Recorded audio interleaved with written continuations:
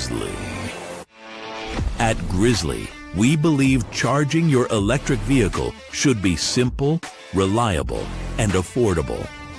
That's why we design, engineer, and build our chargers in Canada, ensuring top-tier quality and performance. Powered by United Chargers, every Grizzly model is crafted in-house, built to withstand extreme conditions, and tested for reliability.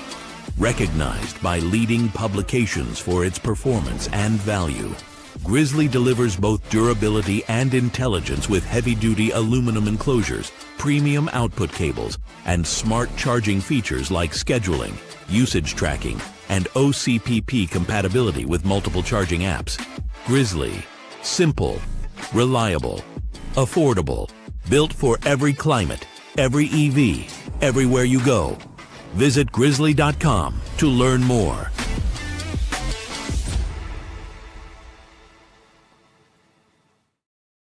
Hello, and welcome to the Batteries Included podcast, Friday, November 28th, episode 116, if you're keeping count. On today's show, we're talking about Mercedes-AMG GT 4-door coupe is going ahead, driving the Lucid Gravity non-stop down the entire East Coast. And where is America's $15,000 EV? Or maybe it's already here. And of course, much more. I'm your host, Martin Lee, from the EV News Daily podcast. Joining us today is the indomitable Mr. Tom Malogany, senior editor at Inside EVs and host of the YouTube channel State of Charge. We also have, still on his travels, he will be for a while, Dominic Yoni, long-time EV journalist and host of YouTube's Drive Electric with Dominic, and a very special guest today. We've known he's been coming on for a while. Very exciting. John Voelcker, editor-in-chief at Green Car Reports for over 9 years, associate contributing editor at Car and Driver. Wired, about a week or so ago, wrote a fantastic article there, which we're going to get into now, and also the co-founder of Tempting Fate Tours. John, thank you for coming back on. Thank you for having me. It's always a pleasure. Let's kick things off with you. 7 or 10 days ago or so now, I saw in my Wired subscription a lovely article come up from your good self, and an extensive look asking, where is America's $15,000 EV? And I think you did a fantastic job of running through the runners and riders as we have them at the moment, talking about the pressures of the likes of Ford with Jim Farley, Doug Field, you give a mention to, and Slate Auto, and you move on to China in your piece as well. What prompted you writing this? Was it you going to them, or did they give you a call and say, "Can you do us a thing about cheap EVs"?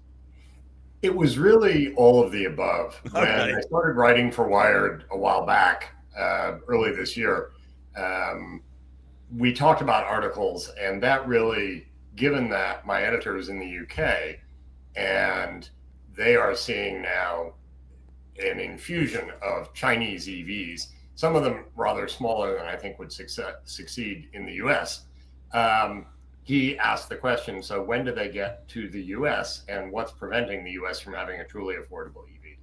And that grew into a lengthy process. I did over a dozen interviews. I had to wait for a couple of sets of car specs to emerge, but I appreciate the comments on the article. Certainly there's been a bunch of feedback on it. I got a couple of minor things that got elided, but other than that, pretty much everybody has said, yeah, we are not going to have $15,000 US sized 300-mile EVs from anyone immediately. One day, yes, but we will have less expensive electric cars. The two, and I think probably everybody here and much of the audience knows, we have the Chevy Bolt coming very early next year. We have the Nissan Leaf, the rebooted Leaf, that's already on the market. And both of those come in right around $30,000 for the base price. And given their ranges, 250 or 300 miles, that's a significant upgrade from what we've had. The cheapest ones so far, once the Bolt went away, you did have an old Leaf with low 200s mileage, if I recall correctly. And then you moved up a little bit into the low end of the Kia and Hyundai EV range. And everything else above that was pretty much 40 and above. So $30,000 EVs are a big step for the US. We joke about it a lot when Kyle's, because he has the same spiel, which is brilliant because he's consistent, if nothing else, which is just buy a used EV. So particularly with cars that have big depreciation, we talk about new Porsches and premium vehicles, and they've been hit really hard with depreciation. And he always jokes, and it's not a joke, it's just like, if you really want one, just wait 18 months and you're going to get half off. I guess if you were to go online, the marketplaces right now in the US, and filter for EVs around $15,000, which was the title of your piece, there are probably some very compelling, nearly new, pretty good used EVs that you can get out there. Did you have a look at those? I did, and we're now sort of at that phase where Tesla Model 3 production didn't really start in volume till about 2018. You know, they had some launch problems going on. Volumes in 2017, which was the first model year, if I remember, were not that great. They had a ramp. 2018, they were cranking out a lot of them. A lot of those cars have now gotten through their first owners and are hitting the used market. So it's funny because the last line of my article was actually, we're not going to have any brand new $15,000 EVs this year, next year, or for a while. But there are a lot of $15,000 EVs out there. Buy a used one. Yeah, go ahead, Tom. I was going to say one of the things that, and I agree price-wise, you know, but one of the things that I have trouble with, just like kind of flippantly saying buy a used EV, is that, you know, people want a new car, and they feel like I think in many instances, feel like they're settling if they buy somebody else's used car. Now, a lot of people don't have any problem buying a used car. You know, I know people some of my friends that are actually very wealthy and will never buy a new car. They always buy a car off a 3-year lease, low mileage, great condition, Mercedes, big high-end cars. And there's a good strategy to that. But I also understand why, especially people that, let's say, don't have a tremendous amount of disposable income, they take great pride in getting a new car because they feel like they've, you know, kind of accomplished something and not having to get something used. So sometimes it bothers me when I just say, well, just get a used car. I'm buying new cars all the time, you know, but you know, just get a used car. And we talked a little bit about $15,000 EV, John. There's no new combustion vehicles that we can get that cost $15,000. Cheapest one's about $21,000. So don't you think that if we can just get the EVs down to like between 20 and 25,000, and we're close to that now, talking about $6,000 or $7,000 less than where we are now, don't you think that will compete head on with the new like entry level Nissan Versas and the entry level combustion vehicles? I do, but there's a couple things.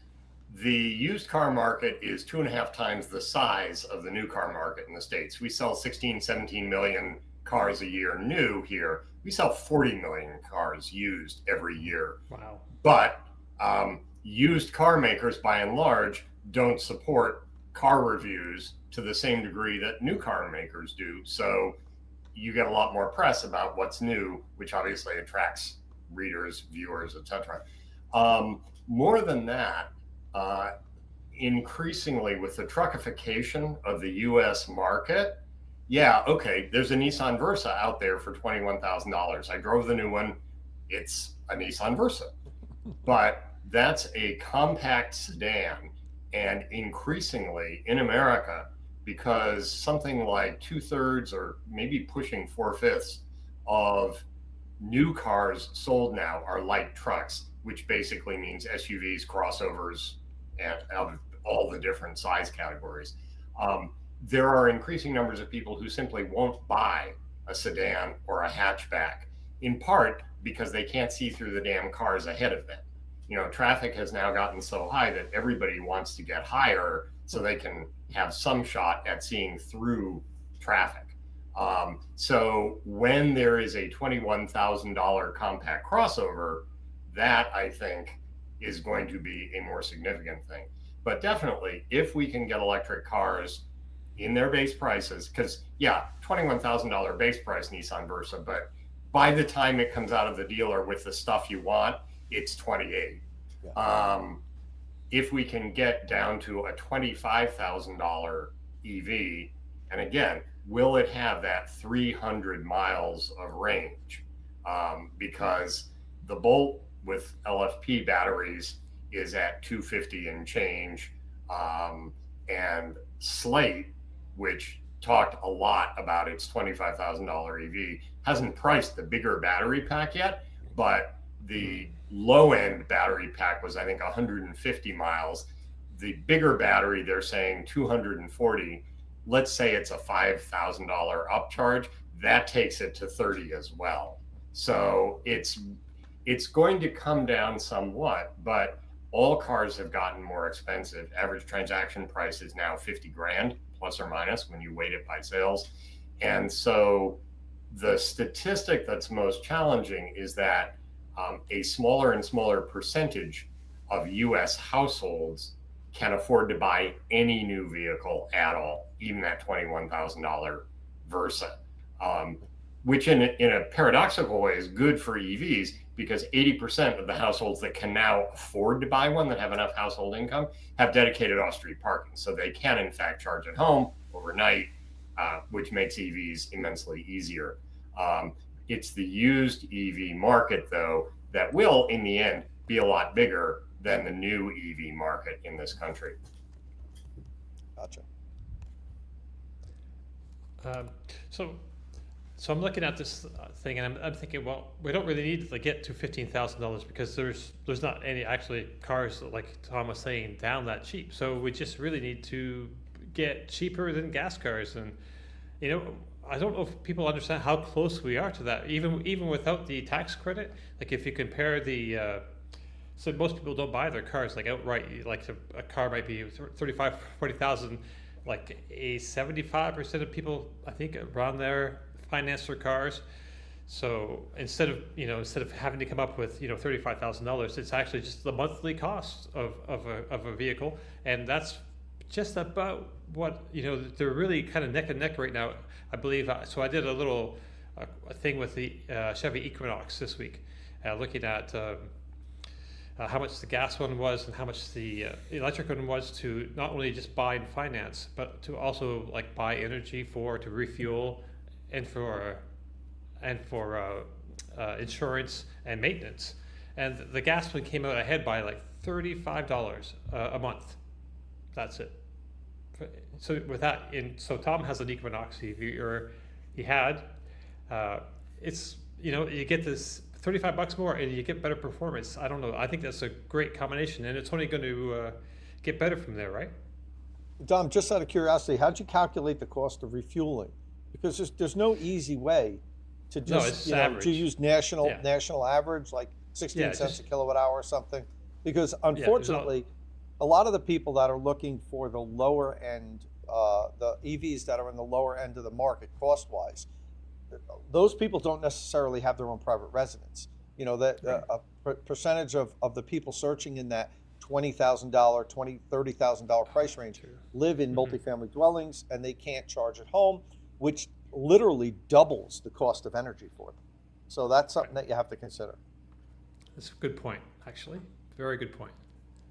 And also, let's be real, no retail buyer looks at total cost of ownership. Yeah, it's a lot cheaper per mile to fuel. We've talked about this, right? Yeah. But, when you go into the dealer and you look at gasoline versus electric, a tiny, tiny, tiny percentage of buyers is actually thinking about, okay, I can pay more for this up front because over the lifetime of the vehicle, or however long I own it, it'll be cheaper to fuel. No one thinks that. Fleet managers arguably think that way. People do not buy their cars the same way fleet managers do. And the auto dealers of America have now sent 3 generations of kids to very expensive colleges based on that behavior. Yeah, and John, the funny thing is, I couldn't wait till you finished talking, because I was going to say, but fleet managers do, and then you came up and said it. You guys know I spent a lot of time in energy training dealerships, worked with hundreds of dealerships across the country, and what I learned was probably a fool's errand.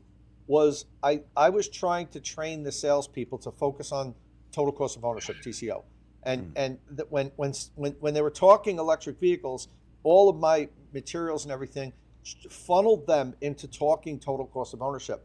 That was the way you could win. That was the way the salespeople they couldn't overcome that hurdle. I finally have to admit I had to give up on it, because even though it was very simple, and for each dealership I crafted comparison charts. I mean, I literally gave them the stuff to put in their desk and say, look here, this is local electricity costs, this is your total cost of ownership versus, say, another vehicle on the floor here, a comparable model. And it almost always came out ahead. And it just was, I just couldn't get them to do it. We went back and tested the dealers months later, and they weren't doing it, sent in secret shoppers and everything. I was pulling my hair out of the head. If there's some way that we can get the salespeople to understand that's the direct path to sales, but they just can't do it.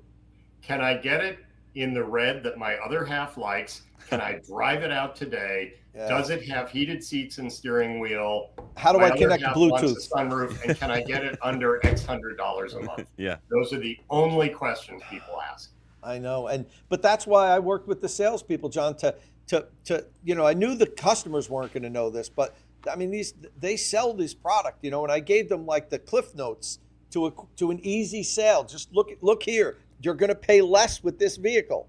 I admire your optimism, but to quote Barbie Millicent Rogers, math class can be hard. Yeah, I had to eventually give up. Part of the reason why I walked away from doing the dealership training, I was so enthusiastic about it, spent so much time and effort, but it just wasn't sinking into the sales teams.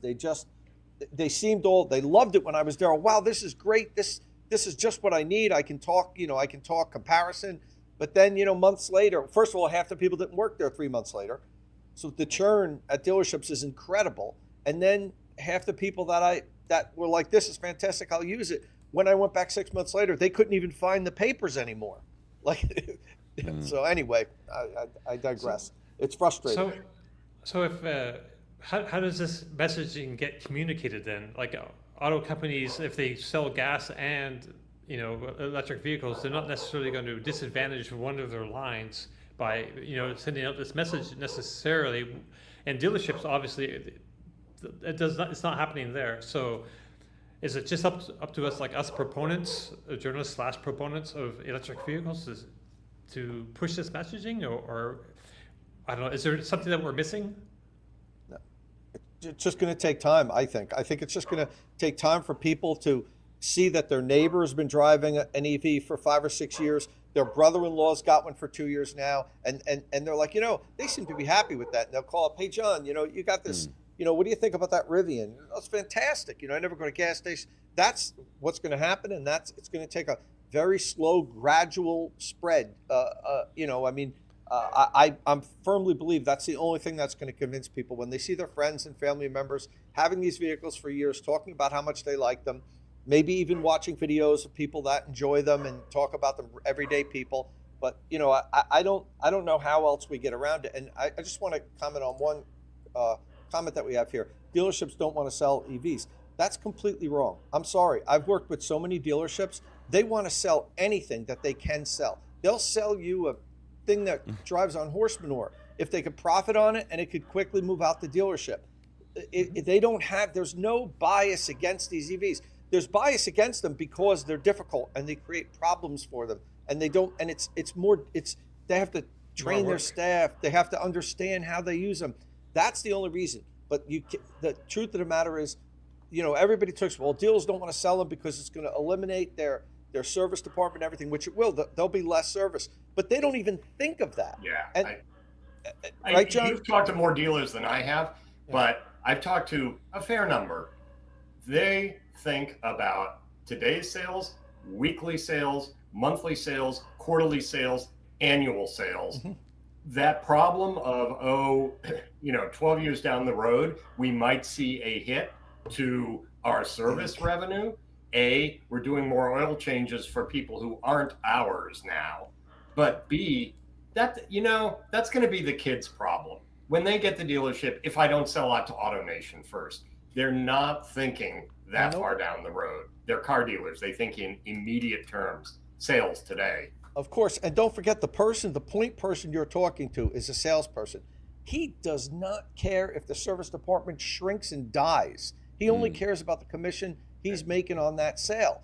So that's the person you're interacting with. He would sell you something that never needed any service. Doesn't matter to him. So honestly, it's a myth. I'm telling you guys, I've worked with more dealerships, I think, than anybody in this country on electric vehicles. And the owners are the ones that brought me in, the general service managers, sales managers. They brought me in and said, we want to sell these cars, help us sell them. So they're paying me to train their sales staffs. So it's complete fallacy that they don't want to sell EVs. They only don't want to sell them currently because they're a problem for them.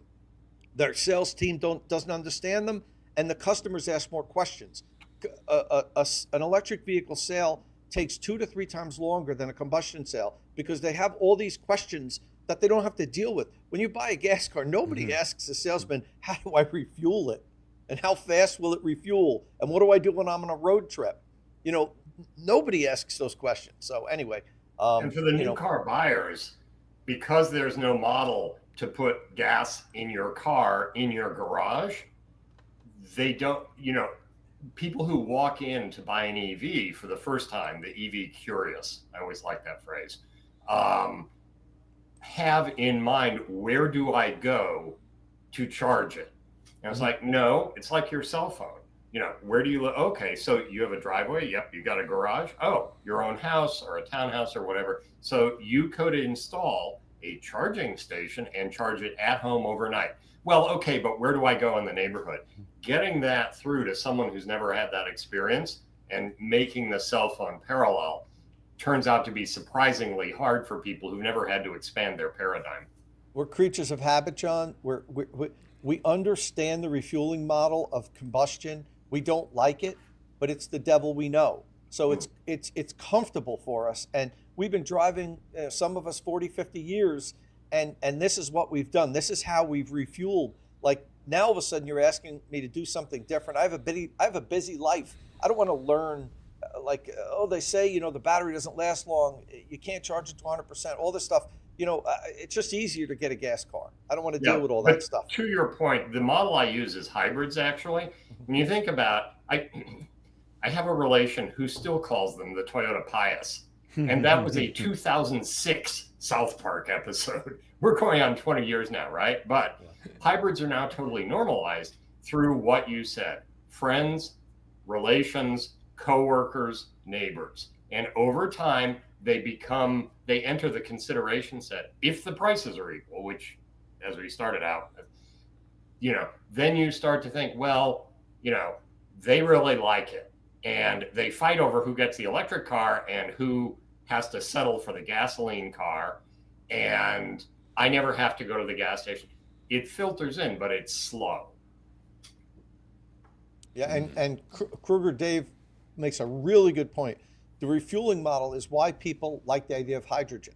And it's why they more seem to be, a lot of people that I talk to that are kind of anti-EV are like, yeah, we're waiting for hydrogen. Because it's not making them change their habits. Now, I'm not saying a lot of people say that, but I've certainly heard that because they don't have to relearn anything. It'll be the same as what they've always been doing. They'll drive somewhere, they'll refuel, they'll be good for 5, 6, 7 days, depending on how they drive, and then then they go home because they don't have to learn. But electric vehicles, you have to learn something new. You have to relearn refueling, and some people, even though it's pretty simple, just that seems to be a big stumbling point. Yeah. And to this comment that I just saw, sorry, I keep interrupting. To this comment I saw, Philly Phil, yeah, stuff lasts a lot longer. Cars are a lot better made. They're more durable. They rust less. I lived up in the Catskills. New York State puts more salt on its roads than the next 5 states combined. And so new cars just don't rust the way old ones did. They're more reliable. You can get 250,000 miles out of certain new cars and expect not to have to do anything major. That was unheard of even 25, 30 years ago. So there is less reason to buy a new car. And above that, switching to an EV adds another layer of anxiety. So Marlon May asks, just to bring us back to cheap cars that are coming or very soon are available. What are the cheap cars that we should be keeping an eye out for? I think you mentioned. You mentioned the Chevy Bolt already? Bolt comes early next year. I'm assuming there will be the first one delivered sometime before January 31st. The Leaf is already out there. My worry on both of those a little bit is how many the manufacturers will actually put on the market. The Leaf at the moment is subject to a tariff on cars imported from Japan because they are no longer made in Tennessee, at least for the moment. Bolt is domestically made, but its first 2 years of batteries are going to come from China. So there's import costs to that before their US-based lithium iron phosphate cell plant comes up and running. So is GM going to eat that? GM has stated its pricing. I would be surprised if they're making a profit on the first Bolts, but they don't talk to me about that. Sure.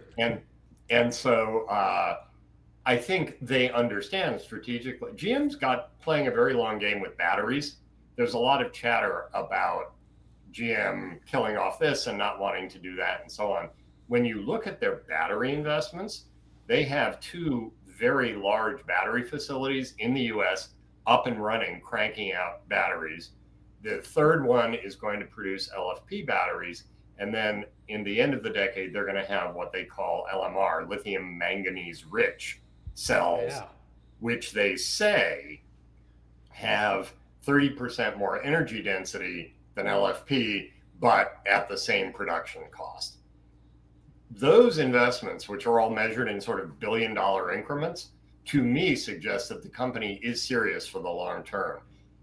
Individual products or segments may come and go, but to wind up the cheap EV thing, they made a very interesting statement in one of their recent releases.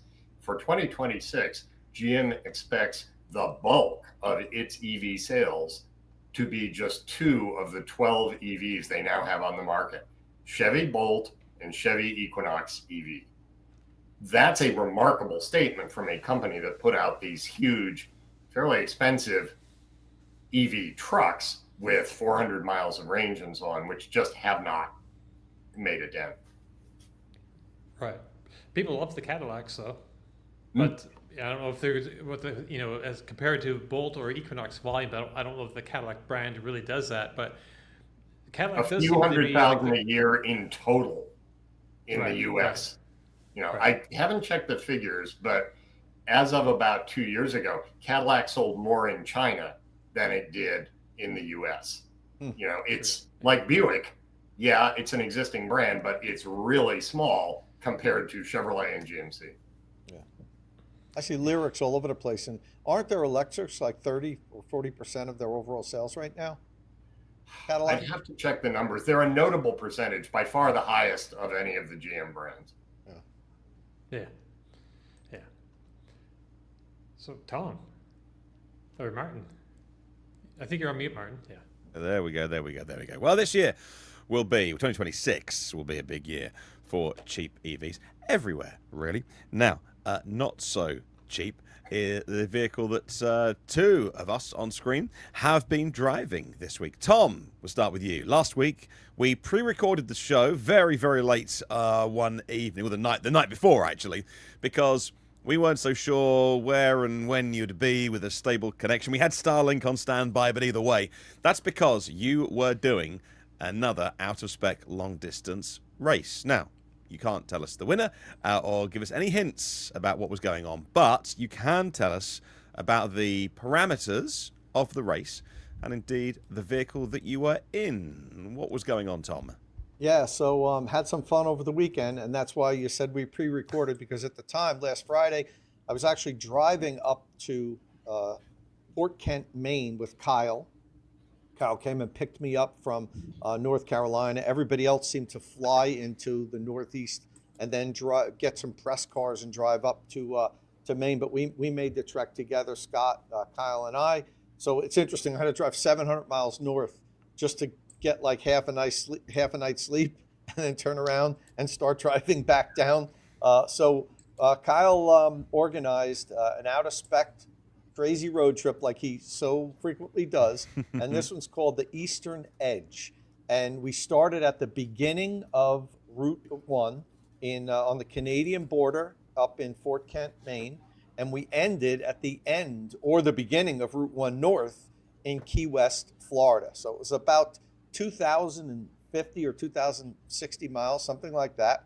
And this was a race between 7-passenger SUVs. So we had 7 different SUVs.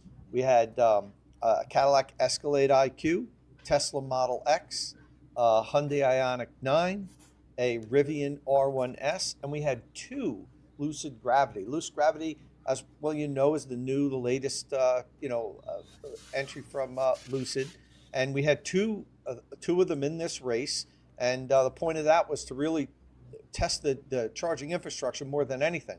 Kyle was in one of the Gravity. Okay. He could charge wherever he wanted to. In my Gravity, my team, we could only charge at Tesla superchargers.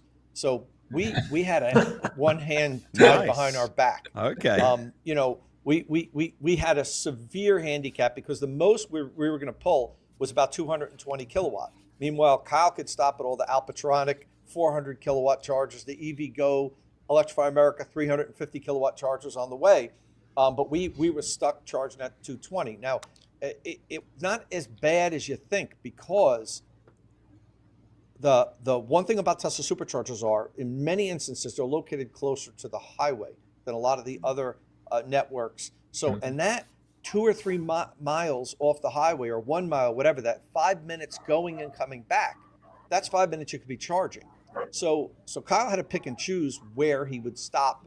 He couldn't go too far off the highway because he would completely negate his charging advantage. But of course, if there was a supercharger right on the highway and nothing else close, he could use that. So, but to make a long story short, we did this. Started last Saturday, and it was pretty epic. I could tell you, didn't sleep at all. Slept for about 40 minutes the whole time. Me and my team, and I had 2 guys in my team. Michael Rauch, who's on X, he's very has a big presence on X. He also owns like 7 different EVs. He owns a company in Pennsylvania and does very well for himself. So, I mean, he owns a Lucid Air Sapphire, Oh, wow. a Cadillac Escalade IQ, a Lucid Gravity, like 4. He owns like $800,000 worth of cars or something crazy like Wow. that. Super EV enthusiast. And also a SIP who runs a YouTube channel. It's a small channel called Notch EV. You should definitely check that out. He owns a Lucid Gravity. So I had 2 people in my car that owned Lucid Gravities. So we had a team that really knew the vehicle intimately. And also, I've had the loans of Lucid Gravity. I also flew out to California just to do charge recordings. I probably charged the Lucid Gravity more than anybody in the country, even more than Kyle. I probably have done 12 full charge cycle recordings where I've analyzed it. So I had all my charts and everything. And I knew really exactly where we had to plug in and unplug. And we stuck to that. Like we didn't get greedy and say, well, let's just stay 5 minutes longer. We can then make it to the next charging stop, because that was not the best charging strategy, and what it was good. parameters It was were good. you using in terms of running it down to where, only charging to what point? So in my my data shows that it would behoove me to us to plug in no lower than 4%. Wow. And there's also other things that are involved in there. You could have the BMS sway. We could, we're driving, charging. We could the car could lose the state of health of the battery a little bit, John. You don't want to run it to 2% and find out you're out. Like, it just runs out, because the car, when you extremely push cars, EVs like this, you drive for 4 hours, drive to 4 hours, charge multiple times. The car loses its ability to really be precise with its state of charge. So, and I talked to Lucid about this, and they recommended to me also, in addition to my data, they said, especially towards the second half of your trip, you probably shouldn't run it below 3% because you're stressing it so much. There's, it could, you might end up being off by a little bit. So, but unplugging, John, when on the Tesla superchargers, once we hit about 57 or 58%, we drop below 210 kilowatt. But then it stays above 200 kilowatt to like 63% ish. So that my goal was to not charge beyond 63 ish, unless we really needed to make it for some reason to the next charger. And that reason would have been if there was a V4 charger 10 miles down the road, more than a V3, because what happens with the V3s is, particularly once we got through half of the race and we were halfway down the East Coast where it started warming up, you get derating on the V3 supercharger cables. They're not cooled. So that was all factored in. Like we were really spending the whole time in between chargers arguing in the team about what's the best charger do we go 10 miles more and hit the V4, or do we splash and dash at this one V3 just for like 3 minutes, plug in, and that'll get us enough just to get to 70 more miles down the road. So I mean, it's really fun, and we were wired the whole time. That's why I didn't sleep at all. It was just constantly calculating where the next stop was. So it was actually a lot of fun. I love these races. I'm so sorry I missed this one. That would have been a blast. I really want to get in the Escalade. It was a lot of fun, and we actually, the vehicles did really well. I'm very surprised. There was to me there was a surprise vehicle that chased us the whole time that I just couldn't shake, and I thought we were going to really beat that vehicle. And then there was another vehicle that I thought was going to do better than it did. So even as much as we know about cars and I know about range and charging, I've range tested and charge tested all these vehicles. So I had data, and I was kind of figuring out this one was going to be here, this was going to be there. It didn't end up to be the finishing results that I thought down the whole line. What I forgot to mention, the Volkswagen bus was involved too. I forgot to mention that. And we had seven vehicles, but 6 different vehicles. When's that video come out? Do you know? So, because this was really run by out of spec, I'll have my video of my video is going to be done in like a week or two. Kyle's going to launch, at least what he told me, a series of vehicles leading up to the final results.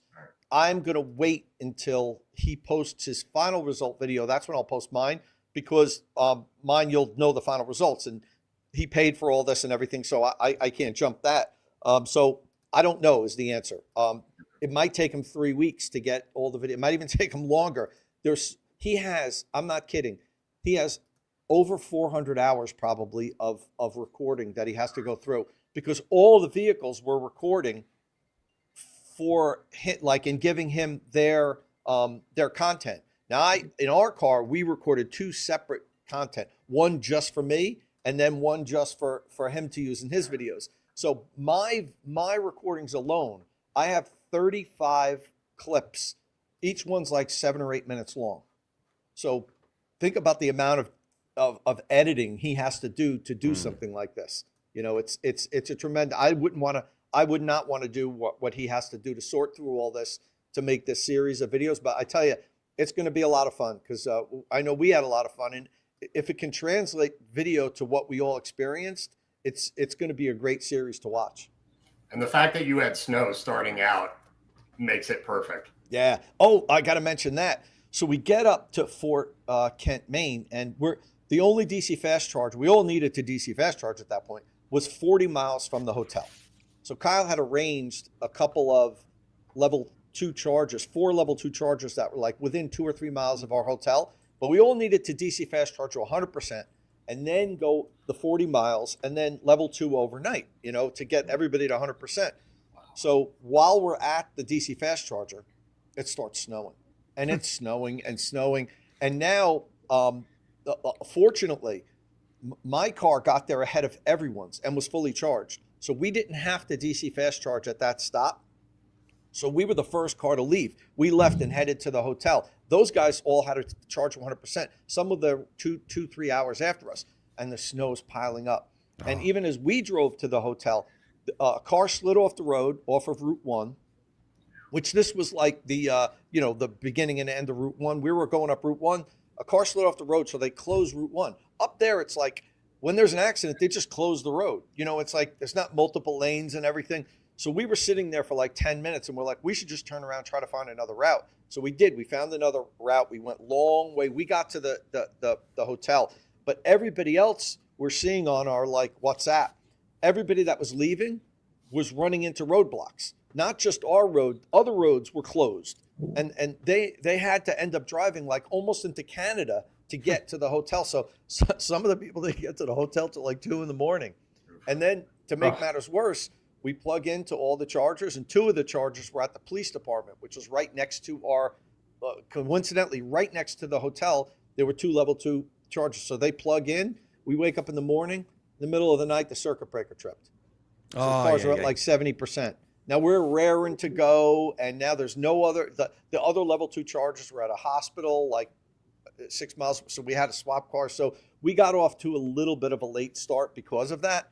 But I mean, it was all, this is going to happen. When you're up in the middle of nowhere and you need to get 7 big battery electric vehicles charged to 100% to take off. Wow. But we got taken off, and the snow was the roads were really bad. None of us are on snow tires. And we're driving through a few inches of snow up on the Canadian border. Everything's icy. We're all taking it easy. So we're really lucky nobody had a problem. Welcome to the extreme Northeast, everybody. So John, I wanted to hear about your time with the Gravity, what you thought about it. So I had gone on the launch event, which was a while back now. I have the picture of the one vehicle. They had taken it up to production spec that actually has both charging systems. They have the CCS port on the front left fender and the NACS port on the left rear fender. As they said, oh no, don't use those photos. That's not how the car's coming. But it has been a while. They've had some challenges getting that car into volume production. I think it is now. I haven't sort of confirmed in the last several weeks, but I really just got the car a couple of days ago. I'll have it for a week. It's cold up here in the Catskills, no snow of meaningful volumes, but it is in the 30s. So that's being an interesting look at what the hit is, especially if I don't precondition among heat, seat heaters, and so on. It did underscore for me that it takes me a while to get used to the Rivian interface. The Lucid interface. And the interface on the Gravity is somewhat different from the interface on the Air, which I've driven several times. There are some head scratchers, like everybody who lives in cold climates knows. When you get in a cold car, you want seat heaters and steering wheel heater, right? They're on 2 separate screens. That doesn't really make a lot of sense. There is a climate screen that has the steering wheel heater, but then there's a seat screen that has the seat heaters. And it just sort of made me scratch my head. That's one little thing. Overall, I like the car. It's comfortable. From a purely non-EV point, they have something I particularly appreciate, which is this one has the Grand Touring with every option known to man, has leather seats, and you can actually smell the leather for those people who like leather, because there's so much denatured leather in there where it could be some very nice vinyl. You don't know because you can't smell it. But overall, we showed it to our hosts who for Thanksgiving yesterday, who have a collection of fairly nice cars, and they were, as many people are, oh wow, that's interesting looking. I love the interior. How much range? Oh, over 300 miles. Okay. Of course, I'll never have an electric car, but that's interesting. So we're working on these host by host.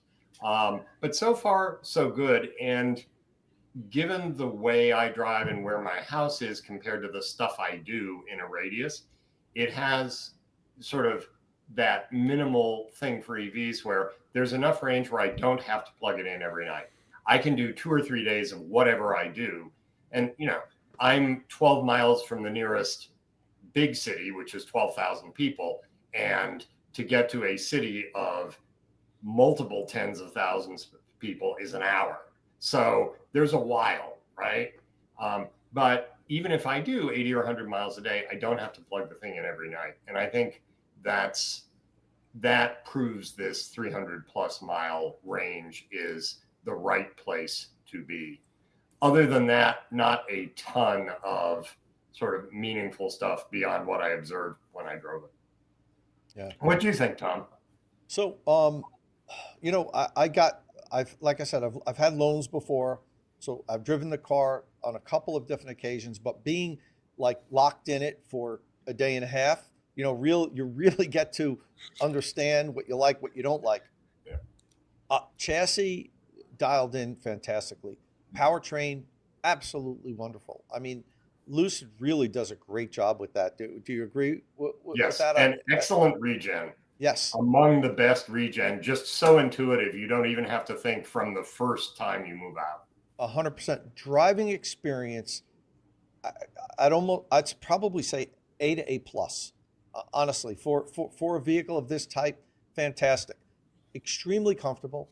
I was in the car. I said a day and a half. I have a bad back. You guys know I've had a few back surgeries. There's some vehicles that I can't sit in for an hour or two without hurting. Now I know that could be just the way my particular body is structured, So, but I was completely comfortable the entire time. Software still needs work.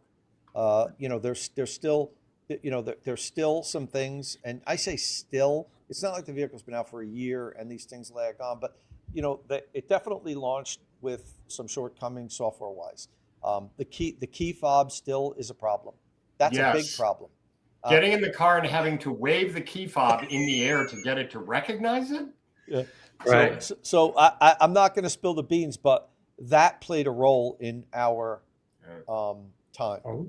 So, yeah. Did you find battery percentage? I haven't gone through every screen, but I haven't found the actual number yet. Where is it? Oh, yeah. I mean, we had it set up by our SIP that owned the vehicle. So he had battery percentage showing, so we knew it all the time. Right. That was super important. This one happens to be, it's probably a toggle buried Yeah, somewhere. it's a toggle, I'm sure. Okay. You must have range, right? So yeah, Yeah.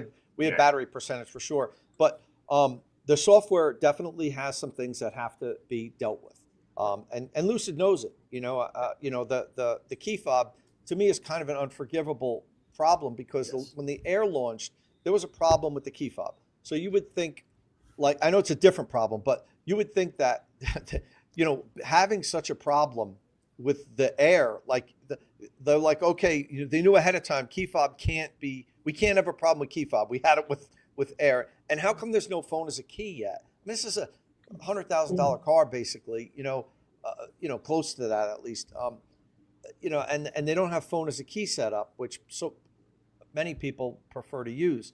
And yes, we had some errors popped up during the drive, like, headlights not working, Dream Drive sensors blocked, that were just kind of like Although phantom. that's not unique to Lucid, to be fair. How many cars have we all driven with variants of either, hands off or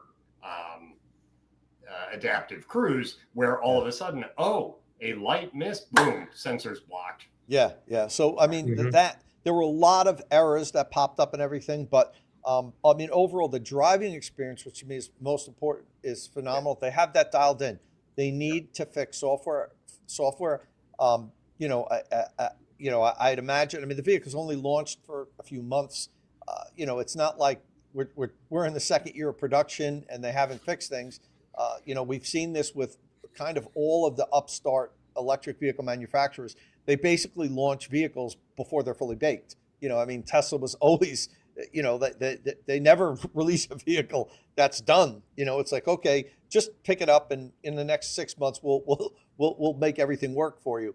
I understand Lucid had to get the Gravity out. It was already late. It was already well beyond when it was going to launch. So And to be honest with you, I mean, I'm just driving it as a journalist. We're racing the car. The two actual owners in the vehicle are not bothered by it. I mean, Michael was upset with the key fob for sure. He's like, this is unforgivable. But like the other software glitches, he's like, they'll get that straight. A couple of months, we'll get a few software updates, and I'm not worried about that. So, and SIP felt the same way. So there's two owners that drive the vehicle that live with it and say, I'm fine with these. They're not anything that's so bad that hurts my ownership experience, except the key fob. The key fob bothered both of them. Although I guess I question, and again, you guys to a greater or lesser extent are targeting an audience of EV familiar or really informed EV drivers or advocates, writing more toward a mass market to the degree that a $7,230,000 $30,000 car can be considered mass market.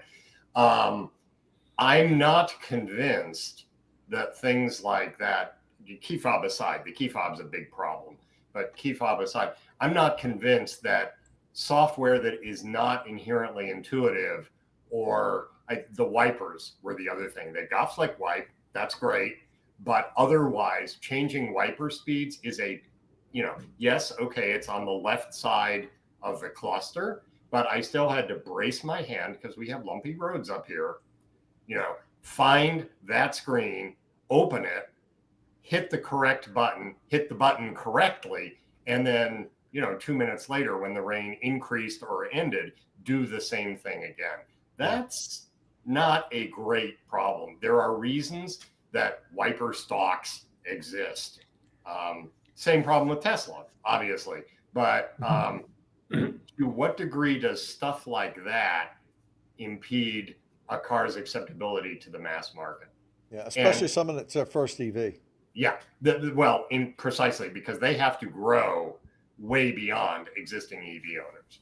Yeah. Did you have any problems with the Dream Drive activating it and then changing the speed? Because that rocker switch, I learned from the two owners, I couldn't figure it out at first. Even when I had the loan, I thought it was not functioning properly. But and so when I started driving, I'm like, I can't believe this thing. You can't adjust your speed. Then the two of them were like, no, do it this way. And then I had no problems. So like, if you have problems with it when we're off camera, I'll tell you exactly how to make it work, and you'll never have another problem with it again.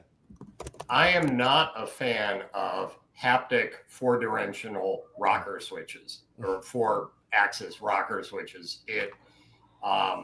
Especially when they're not lit, or Toyota will pop up. I think it's Toyota will pop up on the screen. Hey, you just touched this haptic switch. Here's what it does. So I was fine going on the 12 o'clock direction of the haptic switches, but I kept hitting the button below it. I have big fat thumbs. And so those switches were more generally a problem doing a variety of things, Dream Drive and beyond. Mm-hmm. Yeah, but I tell you, I couldn't set the right speed. I couldn't go up, and we were limited. This race, we were allowed to go 10 over the speed limit. So, we had to lock it in at a set speed, and I just couldn't lock it in. Like, it would go 2 over, then 2 under, and I'm like, this switch, I just figured it was a software glitch. But then the guys were like, no, do it this way, and then I never had another problem again. So it's only really 10 weird. over, and you're from Jersey? That must have been torture. It was very difficult for me to stick to 10 over, but we had to abide by the rules. And comment about Jersey driver. and everybody, of course, the guys let me drive through Jersey. So, we all had Life 360 apps, so everybody could monitor our speed and where we were. So you knew where you were. Mm-hmm. I mean, I didn't like that. I would prefer if it was a complete, like nobody knew who was ahead of him, but I understand you have to do that because people will cheat. So it tells you your speed. So you can look at the other cars and be like, hey, and it happened more than once where someone was like, hey, VW Buzz, that's a 70 mile an hour area. Why are you locked in at 84? Like, so everyone was trying to get a little edge, but the app kept us honest. Right on. Hey, we should probably hit the news of the day before we go. We're getting close to to the time. Martin had a family situation pop up, so he had to leave us for now. But so see you, Martin. We'll see you next week. Thanks for joining us. But yeah, so the big news of the week this week, I think, unless there's something else y'all wanted to say about the Lucid? No, we're good. We can move on. I mean, I'm good. Move on. All right. So big news of the week. The news of the week this week: Mercedes has announced that the AMG GT four-door coupe will go into production. Probably not a big surprise to our regular viewers, but so it will probably reach dealers in a little over a year from now and go up against the likes of the Porsche Taycan, Model S Plaid, Lucid Air Sapphire. This got a 3-axial flex motors, 2 on the rear axle, 1 in the front, produces like 1,000 horsepower. 0 to 60 is like estimated to be 2.5 seconds, but I wouldn't be surprised if they beat that really. But top speed, 200 miles an hour, way faster than anyone really needs. It's got an 800, maybe 900 volt architecture. So the battery pack uses direct oil cooling, and it's designed to handle like repeated high-speed runs without overheating. So that's kind of interesting tech. And it should be a charging monster as well. And that battery cooling strategy should come into play here because it can hit 850 kilowatts peak while charging, like more than we have. The chargers here in America cannot, for the most part, handle that right now. We do have like kilowatt chargers coming. There's maybe 1 or 2 in the country or something, but has anyone actually handled a megawatt charging cable? It is not light. Right? I mean, you're heading toward hydrogen fueling size, bulk, and annoyance. And people were complaining about CCS cables. Wait till they grab a megawatt. Right. So yeah, 850 kilowatt peak. So the goal they're looking for is 250 miles in 5 minutes of charging. 250 miles of range, 5 minutes. That's pretty good, and that's a 2027 car under ideal circumstances. Sure, definitely, yeah. But it's just kind of nice to know that's within the kind of range of the lower end driver. Eventually, it's like it's there. It's like in the headlights, way down the road. You can at least see it. Anyway, price is estimated to be about 150 to 200,000. So it'll undercut the Sapphire and the Taycan GT. It looks like, and have like similar performance. To celebrate, Mercedes put together a video featuring Formula One driver George Russell and Brad Pitt, featuring some glances of the car in camouflage. Actually, I can throw it up here on the screen while we watch.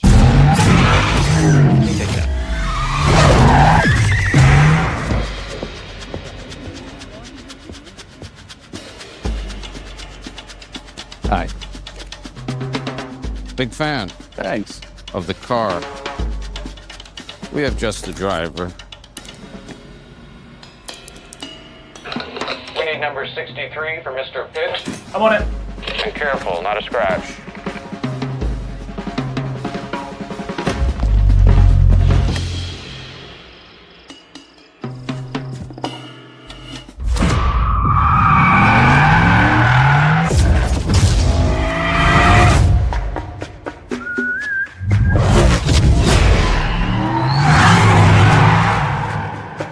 I notice you have a mustache. How are you liking it?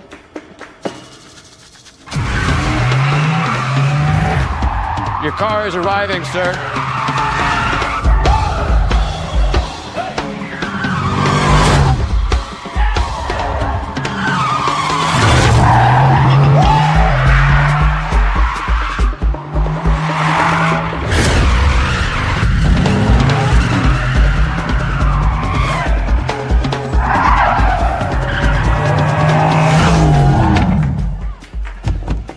Show off. Sorry about the wait. Worth the wait. Get you on the next one. Don't worry about it.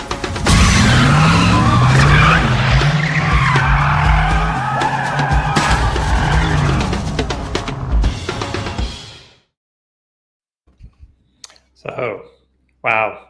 So I guess there's no controls for like the volume or anything when we play those videos from the console here. But anyway, what do you guys think of that?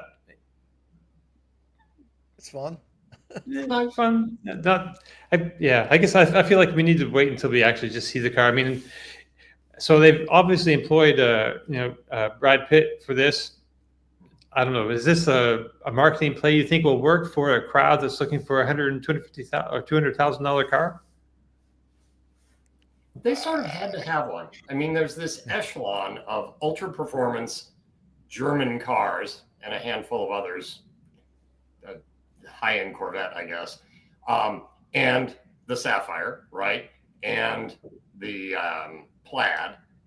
And it's a very small market, but if you're that kind of brand, you got to play. And Mercedes did not have a play in that. Yeah, it just shows, that what they can do. I mean, I don't think the commercial is going to sell many of them. It's just, I mean, perhaps it lets more people know that it's out there, which is the point of it. But it's I think the people that play in that sandbox are kind of aware of what the few vehicles that they would consider buying that are on such a exclusive list that very few people can afford them.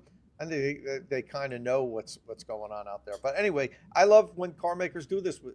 It just it shows that what they can do, and that they're not just making boring people movers.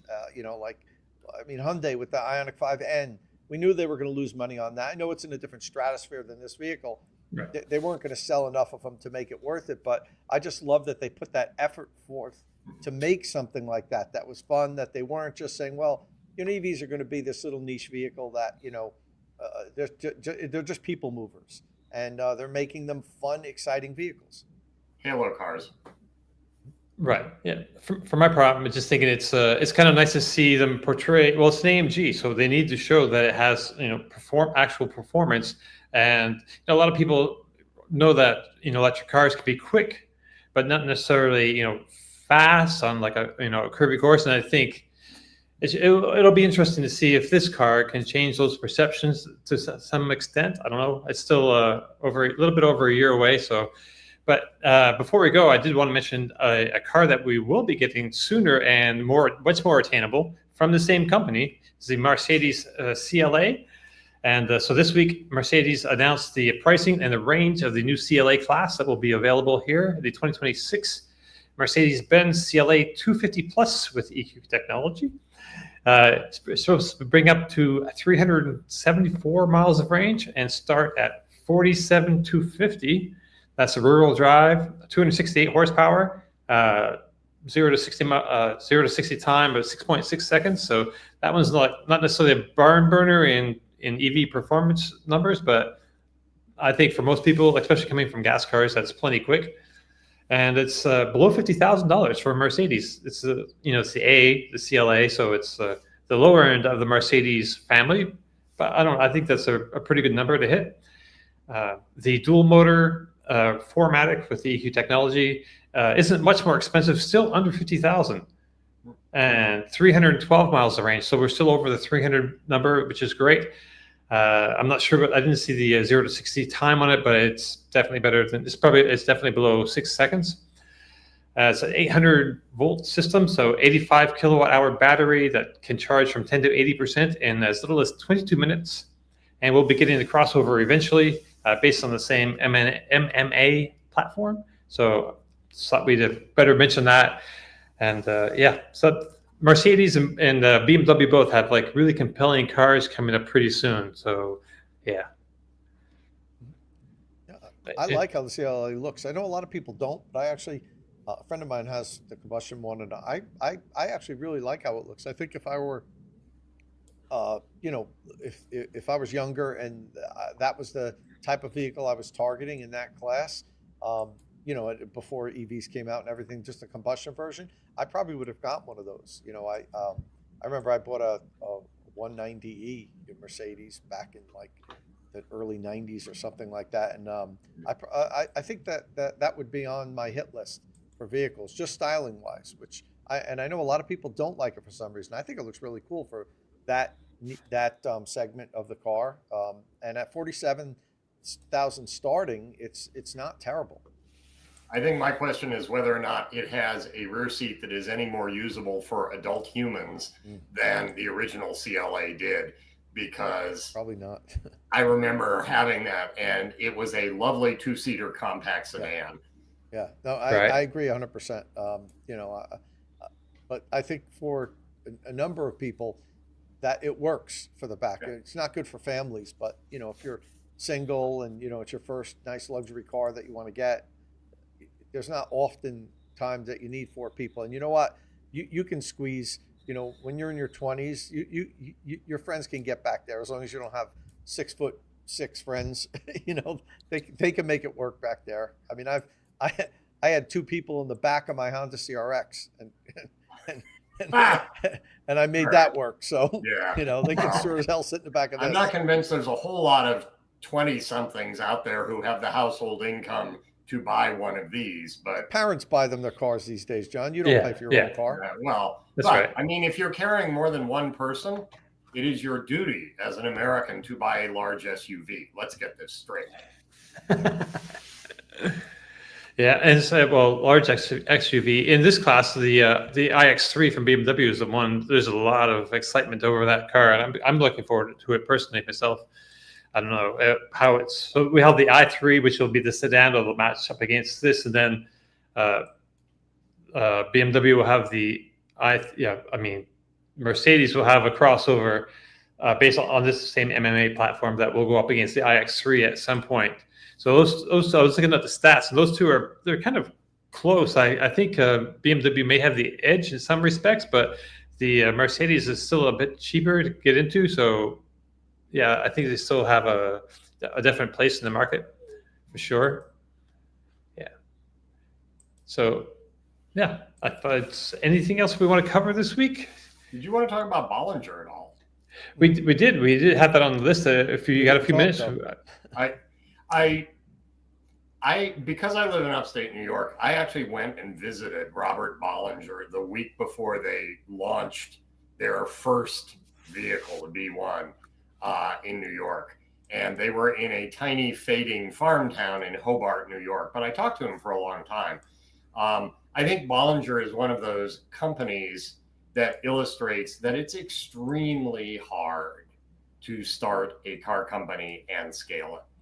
And they went through a variety of product strategies. Initially, they were, oh, thank you, yes, Green Car Reports, RIP. Yes, that was their setup in Hobart. Soon enough, they moved to Detroit to get access to the much greater pool of vehicle engineers. But there's Robert. Yeah, nice enough guy. Weird story. He made his money out of college. His roommate, I think, started an organic hair care product business. Robert was the CFO or something like that. They ended up selling the company, and he had enough money not only to buy a farm in upstate New York, which is not necessarily that expensive, but to start a car company.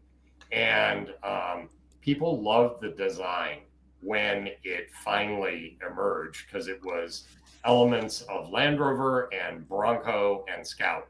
And in 2017, none of the new Broncos, let alone the new Scout, had come out. So it was a very evocative kind of retro EV car. The story beyond that's not worth going into. They went into heavier trucks. They were going to provide chassis. And then when Mullen Automotive came along, sort of the writing was on the wall. So I'm sad to see the brand go away. It probably inevitable in the end. There you go. Yeah, it was a good looking sort of butch EV.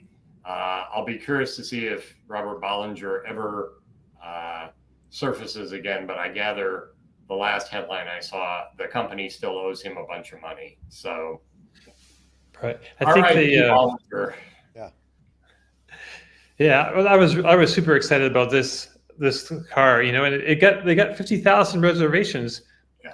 Moved to Detroit, and then pandemic hits, and then the next thing, I guess, the kind of trying to make it work, get it happening, but the next thing I know, they were selling to Mullen, and that was kind of also often I feel like when a company like this, there's so much passion from the original team, And when it gets to that point where something happens, they just kind of hit a wall and they can't move forward. They try pivoting somewhere, and they can, kind of keep the company alive for a bit of time after that, some years sometimes.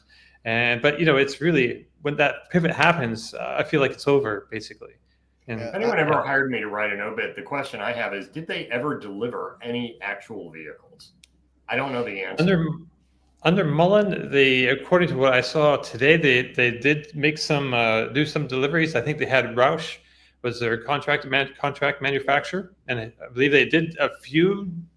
I don't know what the number was, but it was like a chassis cab truck, so kind of a medium heavy duty commercial vehicle Class 3 that or 4 or something. Yeah. They never sold any of these, the B1s. No. Yeah, No. I remember seeing that. I think it was at the 2017. Was it the LA Auto Show that it debuted, John, or the Detroit? I want to say they had an event in New York, and I don't remember if it was Manhattan Motor Club or the Auto Show or some other venue. I think they had their own dedicated event, and it got a lot of buzz. It did. I remember, and it looked really cool. Yeah. And I just remember when I first saw Rivian show off the R1T and R1S. I remember thinking to myself, and at that time, Bollinger was already in, a tremendous amount of trouble and financial issues and everything. But I remember thinking to myself, well, that just killed that B1. There's no way they're gonna be able to make it if this new company can put this thing out, even though it's a different vehicle. I think a lot of people looked at the R1S and said, wow, like this is going to be an incredibly capable off-roader that looks a little bit more polished. And I know some people would still go for this like military style, Jeepish, scoutish, really cool vehicle. But I thought at that point, like there's no way this thing's going to ever happen. And I was holding on hope, even though they had setback after setback. But I think once some other companies got into that space, that type of vehicle, that they weren't going to, there just wasn't going to be enough demand for it, and they weren't going to get the financing. Who was it that said EV time passes really quickly? I had to look it up. I believe it was the 2018 LA Auto Show where Rivian essentially stole the show.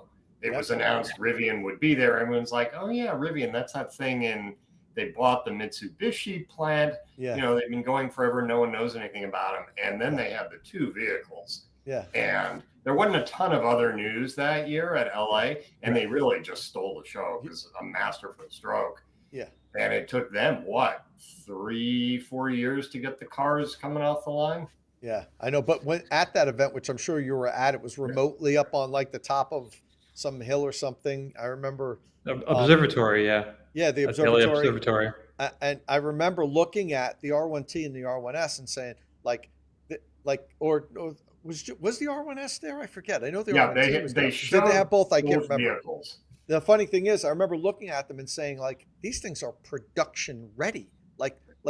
This is like they could just make this now. Like it's almost perfect. And the funny thing is, I remember I got there early, and RJ was just kind of standing there. I had no idea who he was. And I went up and just started talking to him. Like, I thought he was like a journalist. He was standing by himself, just kind of like on the side. And I started talking to him, and we're talking for a little bit before I even knew. And I was like, well, are you, what do you do? And he's like, I'm the CEO of this company. I'm like, really? I'm like, that's great. We talked for like a half an hour. Nobody came up. Nobody tried to cut in. Nicest guy, down to earth guy. I didn't record any of it. I didn't I was just having a conversation with like an enthusiast. And I didn't even think to like pull out the pad and ask him official questions and stuff because I was so enamored with the vehicle. And here I'm talking to somebody who I thought was a journalist. And then I just kept talking to him. And he was the nicest, down to earth. I remember coming away thinking like, wow, he's the CEO of this company. Like, he just seems like a cool guy to hang out and have a beer with. He's remarkably accessible in the right venue. On the R1T launch drive, I mean, it's an interesting tactic to take a chunk of the auto media, fly them from, in some cases, 0 elevation up to Breckenridge, I think it was. Breckenridge, where we Denver, started. Up to Breckenridge. Yeah, and then take us up above 12,000 feet to oxygen deprive us for 2 days. I was a little woozy, I got to admit.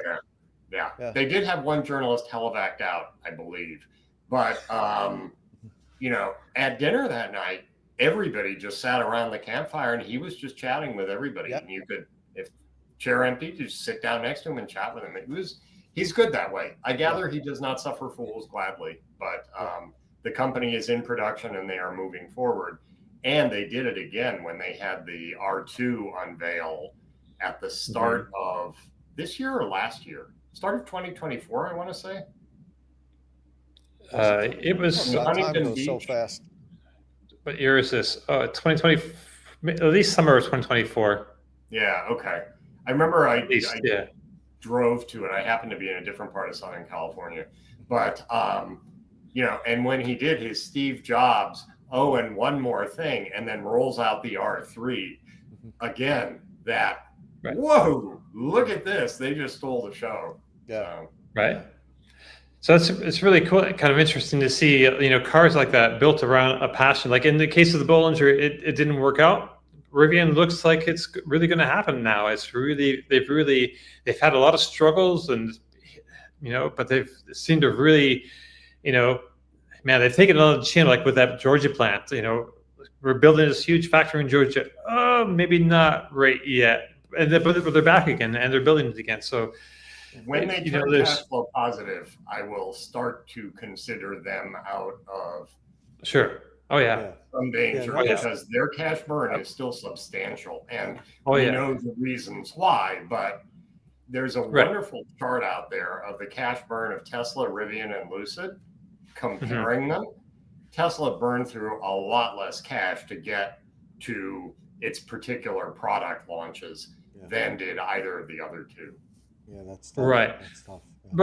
But then, like in the same year dollar value, but then again, you could also look at it as what Tesla had to put on this road was not nearly as advanced a product as what Rivian will have to put up, because Tesla's already kind of set the stage at that point with pretty advanced software, and expectations are now a lot higher than they were back then. Like the original 2012 Model S, it is great for that time, but it wouldn't fly today, right? So that's I interesting feel like, because their barrier was, we're going to produce a legitimate electric car that's a desirable vehicle above and beyond the electric part, and it will have a minimum of 200 miles of range. Today, 200 miles of range in a new car is like, I'm not so sure in North America. Yeah. Different markets, different numbers. But the battery cells did cost more back then too. So well, true. that's something else But to your point, I think once we see the R2 ramp up after a few quarters, maybe 3 quarters of R2 production, I think that should really give us a good idea if they're going to actually, for the long run, for the long haul, be America's third or fourth and a half automaker, however you look at Stellantis. Yeah.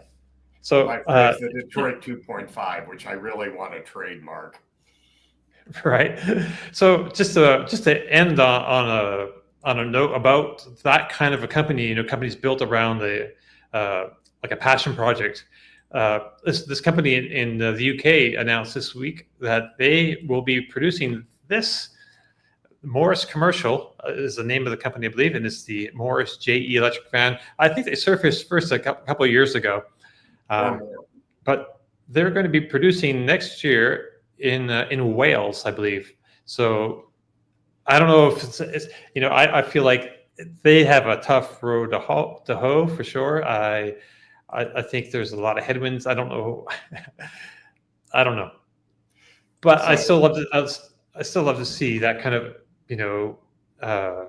passion igniting a company like that and a unique kind of product that kind of pulls at people's heartstrings.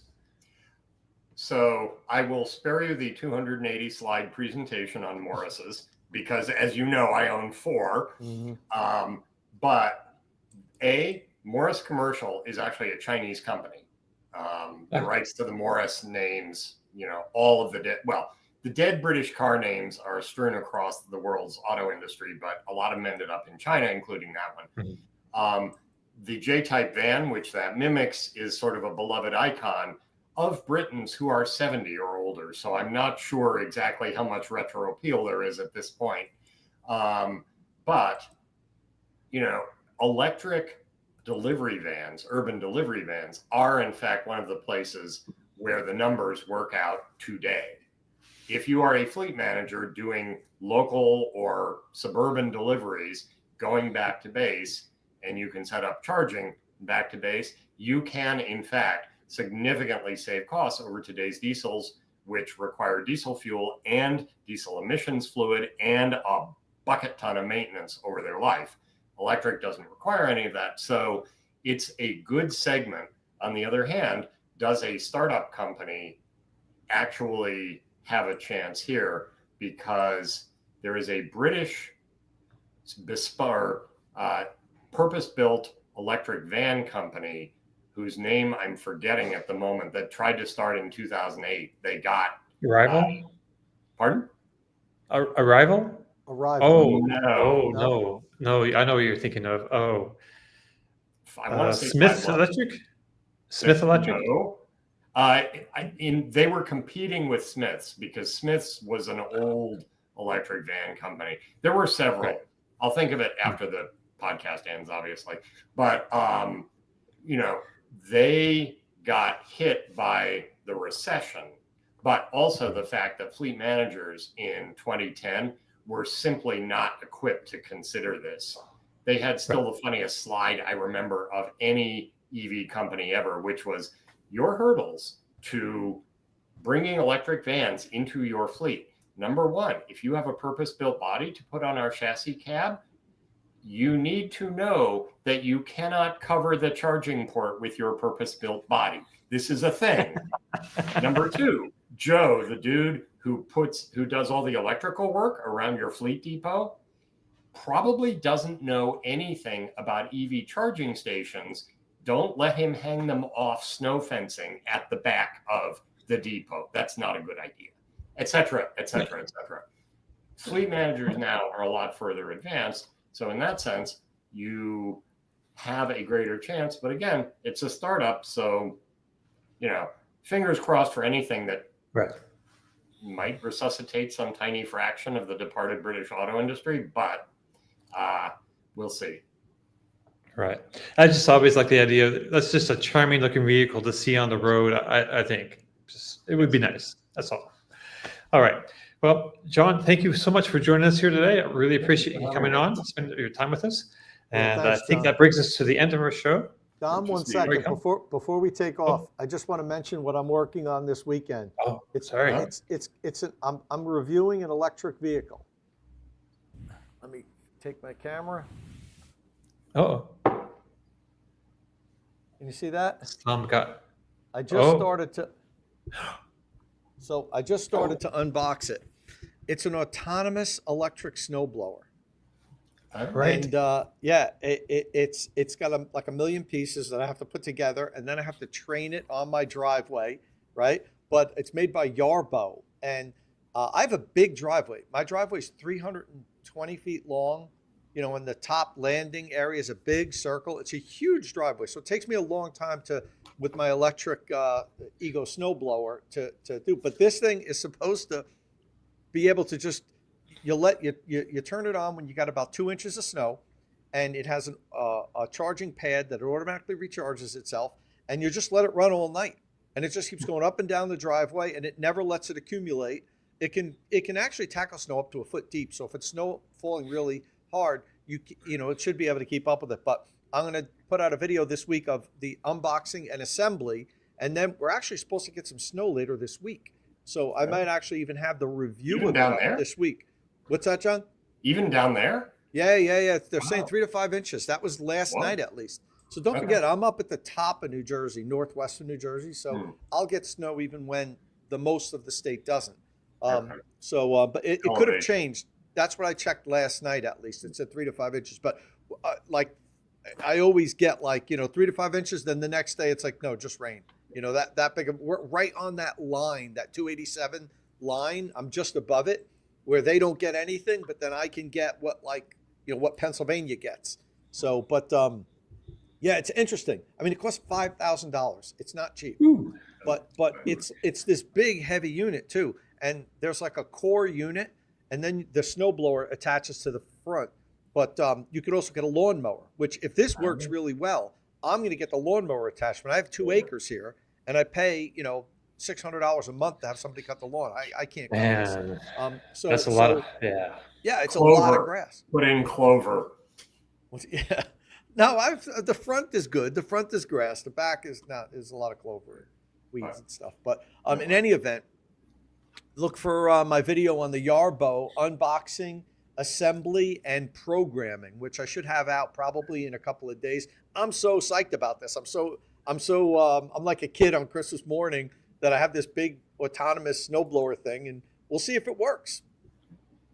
If the host will indulge me, for those people who are interested in the history of Morris, one of the many, many, many dead British brands, as you know, my side gig is called Tempting Fate Tours, which is basically silly road trips in unreliable old cars. But we have an entire story from the summer of 2024 about taking a 70 and a 75-year-old Morris to Europe, 27 and 30 horsepower, respectively, and driving them 1,000 miles through the Netherlands, Germany, and the UK. So if you want to go back to a previous generation of vehicles, they do have electrics, but there are only 2 fuses for the entire system. These are rather primitive cars, and to give you an idea, they both have holes in the front bumper, so you can crank start them when the batteries fail. Ooh, wow. And that's on, so what was the name of that channel again? It's on YouTube. It's Tempting Fate Tours. Named by my better half, who, when I announced the project, looked at me and goes, "You're tempting fate really badly there." So, but yeah, on YouTube, on Instagram, etc. So, end of promo. Awesome. All right. So that brings us to the end of our show. If you have any questions or comments, please leave them below or get in touch with us on the social media platform of your choice. Click subscribe, tap that bell icon for notifications. Thank you all very much for joining us once again, and we will see you again next week. Ciao.